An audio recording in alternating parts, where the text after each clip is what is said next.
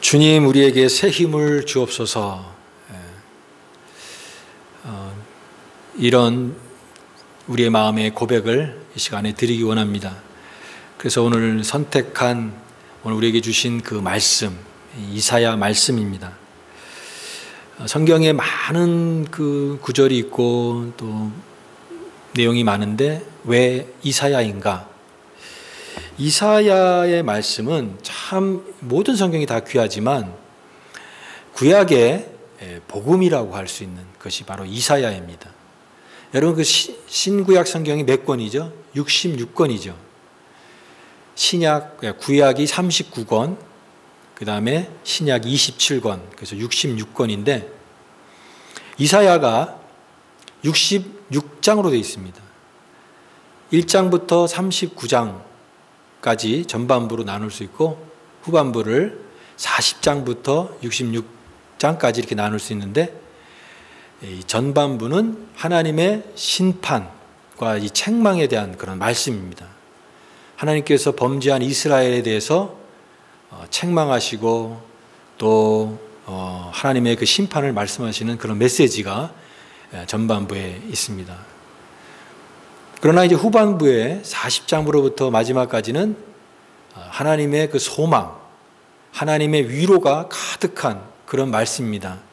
특별히 그 하나님께서 회복을 말씀하셨는데 여호와의 종, 그 여호와의 종은 바로 예수 그리스도 메시아를 말합니다. 예수 그리스도가 앞으로 오셔서 우리에게 회복을 주실 것이다. 지금 현실은 포로로 잡혀 있는 그런 그 현실인데 하나님께서 그러나 이제 그 모든 것들이 회복이 될 것이다. 여호와의 종의 사역을 통해서 참된 해방이 일어나고 회복이 되고 기쁨과 은혜를 누리게 될 것이다. 그런 위로와 소망을 담고 있는 그 내용이 바로 이사야 후반부의 내용이죠. 그러니까 이 성경의 전체의 주제와도 맞는 얘기입니다. 하나님의 심판, 그 다음에 하나님의 구원과 회복이죠. 바로 이사야는 그래서 구약의 복음서다라고 말할 정도로 특별히 메시아의 그 예언과 앞으로 장차오게 될 메시아 예수 그리스도를 통해서 나타나게 될 그 사역과 그런 내용이 예언으로 담겨 있는 것이 바로 이 이사야 말씀입니다. 바로 그 회복, 또 위로, 소망, 이런 메시지를 시작하는 것이 바로 40장인데 40장 1절은 그래서 우리가 40장 1절을 보면 위로하라 라고 하는 말씀으로 시작하죠. 위로하라, 위로하라, 내 백성을 위로하라. 하나님의 마음은 이스라엘의 그 심판으로 멸망당하는 게 하나님의 진정한 속뜻이 아니라 지금은 그들의 범죄로 심판을 하고 하나님께서 책망을 하시지만 하나님의 그 백성들이 회복이 될 것을 생각하면서 하나님께서 위로하시고 소망을 주시는 그런 말씀이에요. 그래서 위로하라, 위로하라, 위로하라 이렇게 말씀하십니다. 저는 올 한 해 우리가 어떤 말씀을 붙잡고 나아가야 될 것인가, 올 한 해를 참 작년에, 벌써 이게 작년이죠. 작년 한 해가 얼마나 또 어려웠습니까?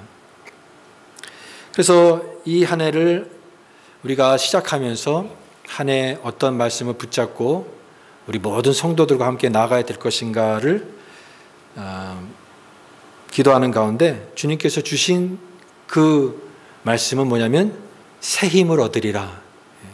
새 힘이 필요하다라고 하는 것이죠. 새 힘. 하나님 왜 이 새 힘이 필요합니까? 그랬을 때 지금은 어느 때보다도 이 새 힘이 필요하다라고 하는 것입니다. 지금 우리에게 필요한 것은요, 교회의 부흥이 아니에요. 열심, 성장하고 깨어있는 것, 물론 그 다 필요하죠.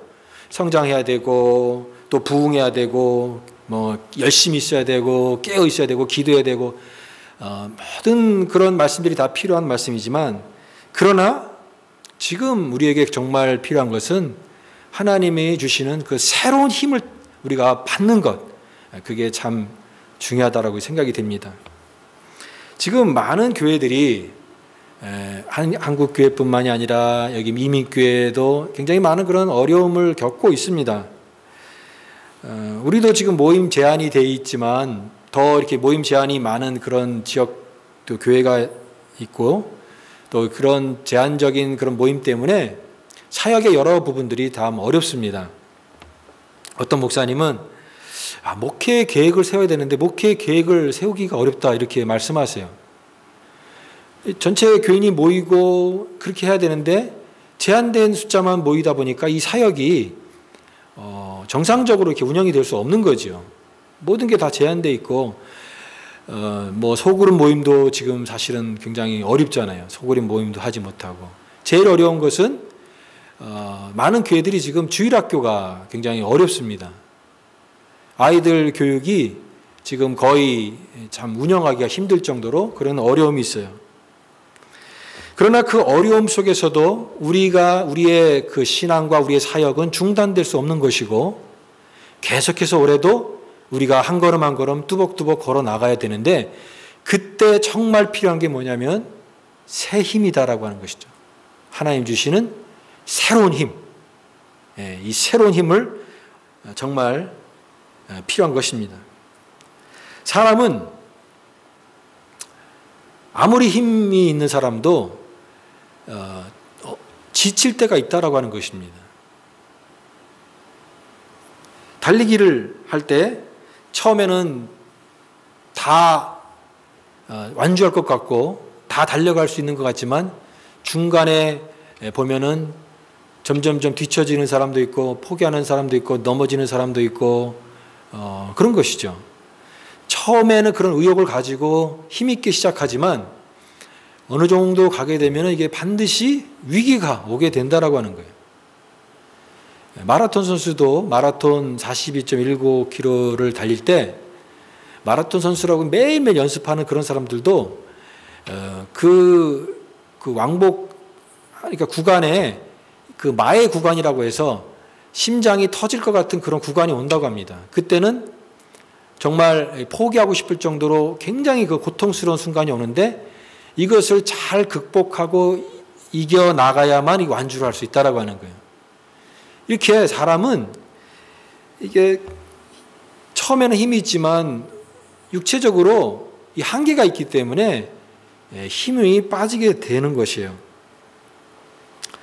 작년에 가을에 제가 이제 아파트에서 이사를 갔습니다. 그 전에 있던 아파트에서는 강아지를 키울 수 없다고 그래가지고 강아지를 키울 수 있는 동이 또 따로 있대요. 유닛이. 그러니까 그쪽으로 짐을 다 옮기라 해가지고 통보를 받고 짐을 옮겼는데 이삿짐 부르기도 좀 애매해서 거의 그 같은 아파트 유닛 안에 유닛만 다른 그런 지역이니까 이제 밴으로 이제 이동을 하면서 짐을 이제 옮기면은 뭐 그냥 이렇게 하면 되겠다라고 했는데 웬걸요? 짐이 우리 짐이 그렇게 많은 줄 몰랐습니다. 너무너무 힘든 거 이게. 그러니까 금방 끝나는 줄 알았는데 너무너무 힘들고 짐을 매번 오르락내리락 하면서 했는데 갖다 놓은 짐이 많은 게 아니라 가져올 짐이 더 많은 거예요. 그러니까 이제 이거 못하겠다. 그 정도로 너무 힘들었습니다. 그래서 다시는 이걸 하면 안 되겠다라는 그런 큰 그 깨달음을 얻었는데 참 힘들더라고요. 육신이 이렇게 결국은 내 의욕과 지고는 안 된다. 이게 언젠가는 지치고 힘들고 포기하고 싶고. 근데 그걸 생각해 보니까 사람은 다 이게 자연스러운 현상이라는 것입니다. 사람은 누구나 지치고 힘이 빠질 때가 있다라고 하는 것이에요. 근데 여러분 이렇게 육체도 그런데 진짜 위기는 뭐냐면 사람의 정신이 힘이 빠지는 것입니다. 정신적으로 약해진다라고 하는 말이 있잖아요. 사람의 의지가 있고 이 정신력이 있어야 되는데 그 어느 순간에 참 어려움이 있게 되니까 이 정신이 약해지는 것이죠. 힘이 빠진 것입니다. 마음이 강해야 되는데 어느 순간에 이 마음이 약해져서 힘이 빠지고 좌절하게 되고 절망하게 되고 이런 그런 포기의 단계에 이르게 되는 이것이 진짜 위기다라고 하는 것입니다. 반드시 이렇게 힘든 순간이 어느 우리가 살아가는 데는 항상 이런 어려운 순간이 있습니다. 영적으로도 마찬가지입니다. 영적으로도 우리가 믿음으로 담대하게 이렇게 나가는 순간도 있지만 이 영적인 위기 속에서 그만 이게 힘을 빠지고 우리의 그런 열심들이 사라지고 위기를 겪게 되는 그런 때가 있다라고 하는 거예요. 특별히 하나님에 대한 하나님에 대한 의심이 내 안에 들어오게 되고 하나님을 더 신뢰해야 되는데 그 하나님에 대한 신뢰가 잃어버리게 되면 그때 이제 우리에게 이런 영적인 위기가 찾아오게 되는 것이죠. 이스라엘 백성들이 이사야는 이스라엘 백성들이 이제 앞으로 바벨론 포로에 잡혀가게 될 그런 상황들에 대한 예언이 말씀입니다. 그들은 이제 바벨론 포로에 끌려가서 그곳에서 하나님의 백성이 이방 땅에서 포로로 끌려오는 그런 고난을 겪게 될 터인데 처음부터 그들이 불평한 것은 아니었을 것입니다. 지금 어려움을 당하지만 곧 하나님께서 회복해 주실 것이다. 그런데 그 곧이 금방 이루어지지 않는 것입니다. 하나님께서 이렇게 우리가 고통을 겪고 있는데 왜 응답해 주시지 않는가? 하나님이 응답이 바로바로 오고 기도가 바로바로 응답이 됐으면 좋겠는데 하나님이 그런 기도에 금방금방 응답해 주시지 않는 그런 상황에서 그들은 이 불평과 또 하나님에 대한 그 신뢰가 무너지는 그러면서 정말 그들의 마음속이 너무나 힘든 그런 상황이 겪게 되는 것입니다. 하나님은 이스라엘을 포로 기간을 70년이라고 하는 그 기간을 정해 주셨어요. 하나님께서 그 기간을 정해진 것은 다 이유가 있는 것입니다. 근데 그것을 모르는 사람들은 왜 이렇게 오랫동안 하나님께서 응답해 주지 않는가에 대한 불평을 할 수밖에 없는 것이죠. 하나님의 계획을 알 수 없기 때문에. 그래서 예레미야를 통해서 주신 말씀도 너희들이 금방 돌아오지 못한다. 그곳에서 정착을 하고 그 성읍의 평안을 위해서 기도하라. 그런데 때가 되면 하나님의 그 때가 다 차고 나면 너희들이 곧 돌아오게 될 것이다. 그러니 그 약속의 말씀을 붙잡고 너희들 좌절하고 절망하지 말고 끝까지 믿음으로 인내하며 승리하며 그날을 소망하면서 나아가라. 이런 메시지를 주셨습니다. 그러나 그 인간적인 생각을 갖고 있었던 이들에게는 이게 이해가 되지 않는 것이죠. 왜 이렇게 하나님께서 왜 이렇게 응답해 주지 않습니까? 왜 즉각적으로 하지 않습니까? 언제 끝납니까? 불평과 원망이 그들의 입에 있었던 것이죠. 여기에 대한 27절의 말씀이 그 말씀입니다. 야곱아 어찌하여 내가 말하며 이스라엘아 내가 이르기를 내 길은 여호와께 숨겨졌으며 내 성산은 내 하나님에게서 벗어난다 하느냐. 이 얘기는 그 얘기예요. 왜 하나님께서 금방금방 응답해 주지 않고 우리에게 이렇게 답답한 상황을 계속 허락하십니까? 이 얘기입니다. 여기에 대한 하나님의 대답이 28절 말씀입니다. 너는 알지 못하느냐? 듣지 못하였느냐? 그러면 상황보다 지금 어려운 것이 더 어려운 건 뭐냐면 하나님에 대한 신뢰를 잃어버렸다는 것이 그것이 진정한 위기다라고 하는 것이에요. 어려워도 아무리 지금 상황이 어려워도 하나님에 대한 신뢰를 잃어버리지 않으면 그걸 견딜 수 있고 이겨나갈 수 있고 다시 힘을 낼 수 있는데 그런데 그 마음속에 의심과 하나님에 대한 그 신뢰를 잃어버리니까 그게 가장 치명적인 그런 문제와 어려움이 되었다라고 하는 거죠. 왜냐하면은 이 하나님에 대한 신뢰를 잃어버리니까 그들이 이 상황 속에서 그걸 견디기 힘든 것입니다. 그래서 포기하게 되고 낙심하게 되고 이런 것이에요. 여러분 사람이 이렇게 약한 존재입니다. 하나님께서 우리를 붙들어줬기 때문에 우리가 서는 것이지 하나님이 이 손을 놔버리면 금방 쓰러지는 게 그게 우리의 그 모습이 연약한 모습이다라고 하는 거예요. 우리의 연약함이 거기에 있습니다. 대표적인 그런 구약의 사람 엘리야를 한번 생각해 보십시오. 엘리야가 아합의 그 바알의 제사장들과 갈멜산에서 영적 전투를 벌였잖아요. 그때 그 엘리야는 하나님의 성령이 충만한 그런 하나님의 군사와 같은 그런 사람이었습니다. 이스라엘의 거짓된 이방 신들을 정말 책망을 하고 그들에게 심판을 내리는 것 같은 그런 하나님의 사람 엘리야. 불이 하늘에서 떨어져서 하나님의 응답을 많은 사람들에게 나타냈던 그 엘리야. 위대한 하나님의 종, 불의 종, 능력의 종 아니겠습니까? 그런데 그 엘리야가 큰 승리를 거두고 나서 나중에는 완전히 그 길을 꺾고 힘을 잃어버린 그런 모습을 보게 되는데, 이세벨이 살기가 등등하니까 완전히 지쳐버렸어요. 그 엘리야가 낙심하는 그 모습이 나옵니다.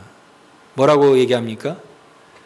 하나님, 나만 남았습니다. 그러면서 이 로뎀나무 아래서 차라리 내가 죽었으면 좋겠습니다 라고 하는 그 엘리야의 모습을 보게 되는데, 참 낙심한 그런 이 엘리야의 모습 보게 됩니다. 에너자이저처럼 끝까지 하나님 그 능력의 종으로서의 모습을 끝까지 가져가야 되는데, 그런 모습도 있지만 또 이렇게 연약한, 정말 완전히 낙심해가지고 번아웃 돼가지고 쓰러져 있는 그런 엘리야의 모습도 똑같이 이렇게 나오게 된다라고 하는 것이죠. 이런 모습을 보면서, 야, 엘리야도 이렇게, 하나님의 종인 엘리야도 이렇게 지쳐 넘어질 수 있구나 라고 하는 사실을 보면서 사람이 그렇게 연약한 것을 보게 되는 것입니다. 그런데 그런 엘리야에게 하나님께서, 야, 너 뭐하냐? 빨리 일어나서 빨리 뛰어라. 그렇게 하나님께서 그렇게 하지 않으셨어요. 하나님께서 지친, 쓰러져 있는 엘리야에게 다가오셔서 그를 어루만지시고 그에게 음식을 주시고 또 그런 새로운 힘과 용기를 가질 수 있도록 하나님께서 위로하시는, 그래서 엘리야가 다시 회복을 하게 되는 그것을 보면 하나님께서 함께 하시는 그런 은혜를 보게 됩니다. 저는 오늘날 우리 신앙 안에, 교회 안에 엘리야처럼 번아웃되고 내적인 침체를 겪고 또 여러 가지 내적 상처를 가지고 신앙생활하는 성도들이 있다라고 생각이 됩니다. 기도하는 것은 하나님께서 이 엘리야를, 그 지친 엘리야에게 다가오셔서 그를 새롭게 회복시켜 주시고 어루만지시고 다시 힘을 내게끔 하시는 것처럼, 우리 하나님께서 저와 여러분에게 지쳐 있을 때 새 힘으로 다시 일으켜 주시고 회복하시는 그런 은혜가 올 한 해 풍성하게 임할 수 있기를 간절히 바랍니다. 하나님께서 은혜를 주신다라고 하는 것입니다. 그렇다면 이러한 새 힘을 우리가 어떻게 얻을 수 있는가? 오늘 31절 말씀입니다. 31절 말씀. 31절 말씀이 오늘 교회 표의 말씀이니까 같이 한번 읽어보겠습니다. 시작. 오직 여호와를 앙망하는 자는 새 힘을 얻으리니 독수리가 날개치며 올라감 같을 것이요 다른 박질하여도 곤비하지 아니하겠고 걸어가도 피곤하지 아니하리로다. 여기 새 힘을 얻는 방법, 그것은 바로 하나님을 앙망하는 것, 여호와를 앙망하는 자라고 되어 있습니다. 앙망하는 자, 이 바라본다라고 하는 거죠. 다른 것을 기웃기웃거리는 것이 아니라 우리의 시선을 하나님을 바라보는 거예요. 바라봄. 요즘에는 뭐 이런 책이 있어요. 바라봄의 법칙이라고 하는 책이 있어요.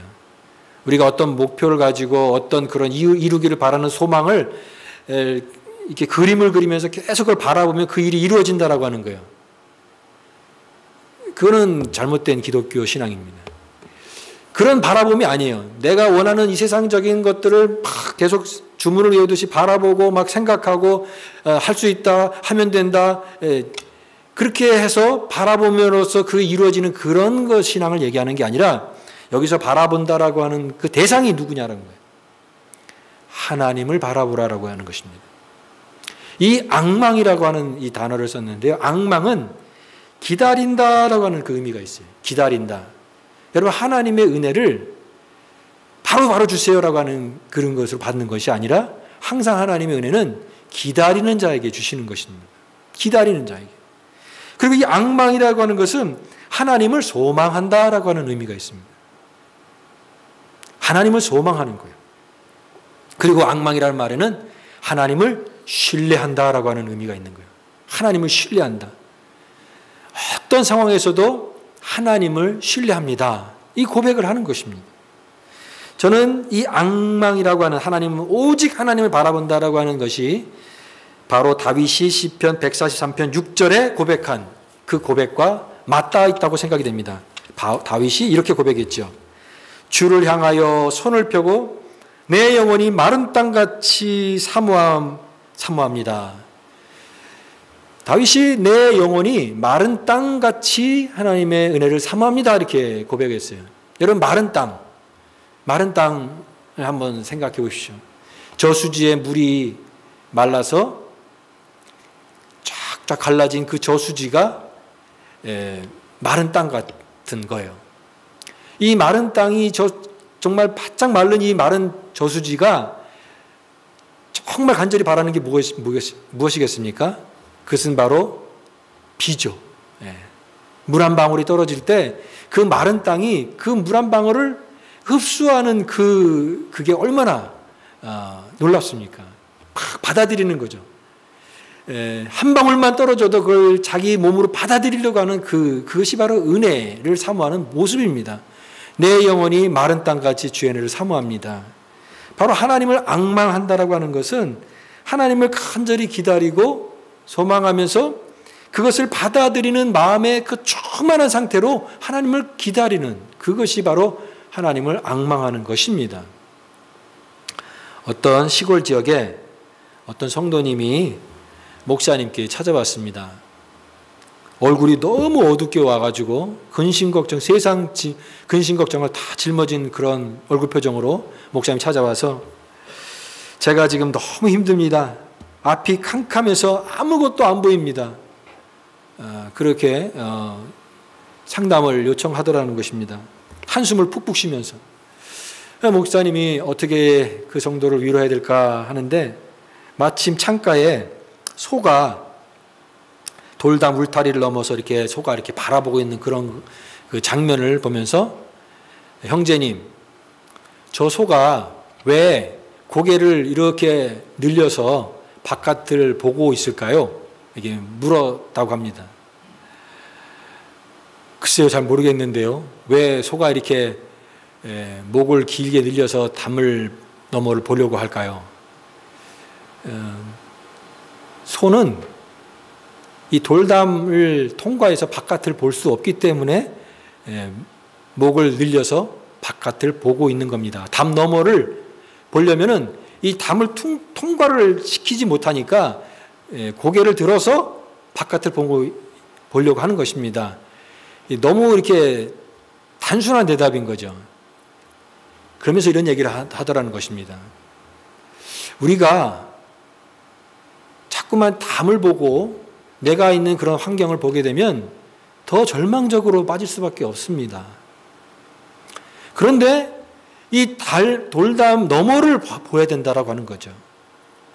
돌담 너머에 더 넓은 그런 시야가 있고 세계가 있는데 왜 그 돌담 안에만 거기만 갇혀서 지금 나에 있는 상황에 대해서 절망하고 괴로워하고 탄식하고 낙심합니까? 바깥을 바라보십시오. 또 위를 바라보십시오. 고개 넘어 더 넓은 그런 것을 바라보십시오. 그러면서 앞이 막힌 걱정과 문제 넘어 담 너머를 바라보시면 반드시 거기에서 하나님이 주시는 길이 있을 것입니다. 라고 하는 말을 했다고 합니다. 그렇습니다. 우리에 있는 그 시야만 보게 되면 절망하고 낙심할 수밖에 없는데 그 너머를 볼 수 있는 그 영적인 시야가 열리게 되면 우리가 갖고 있는 그 상황들이 다시 새롭게 해석이 되는 것이죠. 소망이 생기는 것입니다. 여기에 바라보는 것입니다. 근데 여러분, 사람들이 다른 걸 다 해보고 안 되니까 마지막에 하나님을 찾는다라고 하는 것입니다. 내가 다 해보고 그것도 안 되고 저것도 안 되니까 그때 맨 마지막에 하나님 도와주세요. 하나님 그때서 찾는다라고 하는 것입니다. 많은 성경에 나와 있는 이 믿음의 사람들도요, 처음부터 그런 시야를 가지고 하나님 앞에 찾는 그런 사람들이 아니었어요. 인생의 고통과 실패를 다 경험하고 나서 마지막에 하나님을 고백하거든요. 여러분, 다윗이 그렇게 고백했잖아요. 나의 힘이 되신 여호와여, 내가 주님을 사랑합니다. 주는 나의 방패시오, 나의 산생이시오, 나의 요새이십니다. 여러분, 다윗이 처음부터 그렇게 고백했을까요? 아니에요. 많은 실패를 경험하고 자기의 방법으로 이게 안 되는 것을 경험하고 경험한 모든 인생의 과정과 경험과 그것을 겪고 나서 그리고 나온 고백이에요. 나의 힘이 되신 여호와여, 내가 주님을 사랑합니다. 여러분, 그 찬양을 하시잖아요. 우리가 그냥 나의 힘이 되신 여호와여, 그냥 우리가 부르는 그냥 찬양의 그런 가사로 부르는 그런 찬양이 있지만, 그러나 내가 인생의 그런 그 과정들을 경험하고 나서 나의 힘이 되신 여호와여, 내가 주님을 사랑합니다. 이렇게 고백하는 찬양은 다른 거거든요. 그 두 차이를 아셔야 되는 것입니다. 바울이 이렇게 고백했죠. 내가 비천에 처할 줄도 알고 풍부에 처할 줄도 알고 배고픔과 배부름과 풍부와 궁핍의 일체의 비결을 배웠노라. 내게 능력 주시는 자 안에서 내가 모든 일을 할 수 있느니라. 처음부터 바울이 그런 고백을 했습니까? 자기의 인간의 모든 지혜와 경험과 그 한계를 다 해보니까 안 되는 것을 경험하게 됐을 때 그가 쓰러졌잖아요. 하나님의 그 성령의 강권적인 붙들림 받아서 그 다음부터는 하나님의 붙잡혔잖아요. 그리고 나서 나온 고백이에요. 내게 능력 주시는 자 안에서 내가 모든 것을 할 수 있느니라. 이 고백이 다른 것입니다. 실패의 경험, 모든 과정을 거쳐서 나온 고백은 깊이가 다른 것입니다. 다른 어떤 것이 우리의 인생의 참된 만족과 힘이 될 수 없음을 깊이 깨닫고 나오는 이 고백, 바로 이 31절의 고백은 그런 고백입니다. 그냥 하나님 바라보는 자는 새 힘을 얻는다라고 하는 그런 것이 아니라 이 모든 과정과 내 한계를 경험하고 나서 그 하나님, 절대적인 하나님을 신뢰하는 그 마음의 고백으로 내 심령의 깊은 곳에서 나오는 그 고백이에요. 오직 여호와를 앙망하는 자는 새 힘을 얻으리라. 이제 이와 같이 하나님을 바라보는 자는 새 힘을 얻게 되는데, 그 하나님의 은혜를 바라보면서 새 힘을 얻는 자가 살아가는 이 성도의 그 모습을 세 가지로 표현하고 있습니다. 이 특징이 뭐냐면, 지금까지는 자기 힘으로 살았어요. 그런데 이제 하나님을 바라봄으로써 하나님의 은혜에 붙들려서 살아가는 삶이에요. 하나는, 첫 번째는 독수리의 그 날개입니다. 독수리의 날개. 오직 여호와를 앙망하는 자는 그 다음에 새 힘을 얻으리니, 그 다음에 뭐라고 돼 있어요? 독수리가 날개 치며 올라감 같은 것이요. 여러분, 이 독수리가 날개를 치면서 올라간다고 돼 있는데, 이 원어에는요, 날개는 돼 있지만 친다라고 하는 표현은 없어요. 그러니까 이 얘기는 날개를 그렇게 쳐서 이렇게 파닥파닥거리면서 올라가는 그 형상이 아니라, 여러분, 독수리가 어떻게 올라가죠? 독수리가 어떻게 납니까? 독수리는요, 참새와 달라요. 참새는 날개짓으로 이렇게 날아간다고 할 수 있지만, 독수리는 바람을 타고 가요. 뜨거운 상승 기류를 타고 올라가서 그 공기 속에 기압을 타고 활공을 합니다. 공기 흐름에 몸을 맡기고 활공을 하는데, 이것이 바로 이 독수리가 하늘을 나는 모습이죠. 이게 무슨 얘기냐면, 내 힘으로 막 애써서 살아가는 그런 인생이 아니라는 거예요. 하나님의 성령의 새 힘을 얻어서 살아가는 인생은 내 힘을 가지고, 내 방법을 가지고 나가는 것이 아니라 하나님의 이 성령의 바람, 하나님의 은혜의 바람에 붙들려서 저 높은 그 독수리가 천공을 나는 것처럼 그렇게 모든 힘을 쫙 빼고 바람에 몸을 맡겨서 유유히 날아가는 그 독수리의 그 날아감처럼 날아가는 그 인생이 정말 아름다운 인생이다라고 하는 거죠. 달려가는 사람이 또 나옵니다. 성경에는 이 달려가는 사람을 많이 나오죠. 그래서 우리가 이 경주자적인 삶을 살아야 된다라고 얘기하잖아요. 바울도 나의 달려갈 길 다가도록 그 인생을 살았잖아요. 믿음의 경주를 다 할 때까지 최선을 다해서 달려갑니다.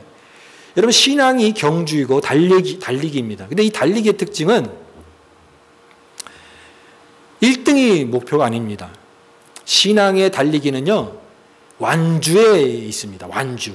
내가 1등 하느냐가 중요한 게 아니라 끝까지 마지막까지 달려갈 수 있느냐가 중요한 것입니다. 그리고 이 달리기는 단거리 달리기가 아니라 마라톤 같이 장거리입니다. 잠깐 달리다가 마는 게 아니라 어쩌면 우리 인생 끝까지 달리는 그런 장거리 달리기입니다. 그리고 중요한 것은 이 달리기를 할 때 내 힘으로 하면은 결국 우리는 넘어질 수밖에 없다라고 하는 것입니다. 이 달리기를 할 때 새 힘을 공급받아야 돼요. 새로운 은혜를 경험해야 돼요. 새 힘을 받을 때만이 우리는 이 경주를 마지막까지 완주할 수가 있는 것입니다. 이게 하나님의 은혜예요. 그래서 끝까지 달리기 위해서는 하나님의 충전, 하나님께서 새 힘을 주시는 그런 은혜들을 경험하는 사람 되어야 됩니다. 그리고 여기 또 한 사람이 나오는데 걸어가는 사람이래요. 걸어가는 사람. 걸어가도 피곤하지 아니하리로다. 이 걸어간다라고 하는 말은 일상을 말할 수 있습니다. 이 달리기와 비교해서 걸어간다라고 하는 것은 매일매일 반복된 우리의 삶의 단순한 일상들이죠. 우리 코로나 바이러스 때문에 일상의 소중함을 많이 느끼지 않아요. 평범했던 것이 굉장히 위대한 것이고 소중한 것이구나. 이것을 우리가 많이 경험하게 되는데 그렇습니다. 여러분, 신앙이 일상입니다. 우리 예배가 일상이고 하나님 믿는 것이 일상이에요. 하나님 나라가 일상 속에 임하는 것입니다. 우리가 매일매일 살아가고 매일매일 숨쉬고 활동하고 행동하는 이 일상들이 모여서 우리는 하나님 나라를 이루어가는 것입니다. 이 걸어가는 사람은 바로 평범한 일상을 잘 살아가는 것이에요. 그 일상 속에서 예배자로 또 그 일상 속에 하나님의 신비를 경험하면서 그 일상 속에 일상의 모습 속에서 신앙의 모습을 삶으로 나타내는 사람, 이 걸어가는 사람입니다. 그런데 여러분, 일상이 쉬운 것 같지만 어렵다라고 하는 것입니다.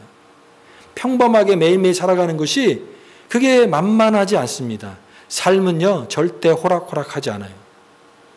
우리가 살아가는 일상에는요, 짜증나는 일도 생겨요. 내 마음이 상하는 마음도 생겨요. 모든 거 다 포기하고 싶은 그런 마음이 일상 속에 갑자기 생길 때가 있어요. 온갖 복잡한 문제 때문에 막 마음이 괴롭고 잠 못 드는 밤을 가질 수가 있습니다. 슬픔과 고난이 또 밀려오기도 하고 어쩔 때는 내가 죄를 짓게끔 하는 이 유혹의 덫이 일상 속에 군데군데 놓여 있기 때문에 자칫 잘못하면은 우리는 죄에 빠지기가 쉬운 것이 매일매일 살아가는 일상의 삶이에요. 그런 일상의 삶을 걸어갈 때에 쉽게 무너지지 않고 끝까지 묵묵히 걸어가는 그 일상을 살아내려면 뭐가 필요하냐면 새 힘을 받아야 된다라고 하는 것입니다. 하나님 주신 새 힘을 받아서 매일매일 일상을 살아갈 수 있는 그런 것입니다. 말씀 속에, 묵상 속에, 또 기도 속에, 예배 속에, 또 오늘 말씀처럼 주를 바라봄으로 내가 걸어가는 이 내 삶의 모든 일상 속에 꾸준히 새 힘으로 나아갈 때 우리가 이 모든 삶을 끝까지 완주하게 되는 것입니다. 올 한 해 저와 여러분들이 이와 같은 일상을 믿음으로 승리하는 거룩한 제 백성 되기를 원합니다. 독수리처럼 하나님의 은혜에 붙들려서 높은 곳을 나르는 독수리처럼 또 달리는 사람처럼 신앙의 경주를 마치는 그 순간까지 때로는 포기하고 싶고 낙심할 때도 있지만 그러나 하나님께 주신 새 힘을 가지고 다시 또 일어나서 달려갈 수 있는 사람 되시기를 원합니다. 매일매일 일상이 모여서 우리는 하나님 나라의 거룩한 삶을 살아가는 것입니다. 그 일상의 소중함을 깨닫고 하나님 오늘도 내가 또 하나님 앞에 또 하나님 은혜가 필요합니다. 하나님 또 새 힘을 주세요. 나를 좀 붙잡아 주세요. 새 힘 주세요. 그 새 힘을 공급받아서 우리는 지치지 않고 올 한 해를 믿음으로 끝까지 나아갈 때 승리하는 거룩한 주의 백성이 될 줄 믿습니다. 이런 은혜를 가지고 힘있게 나아가는 거룩한 은혜가 저와 여러분 가운데 또 우리 모든 성도들의 가정 가운데 충만하게 임하기를 간절히 축복합니다.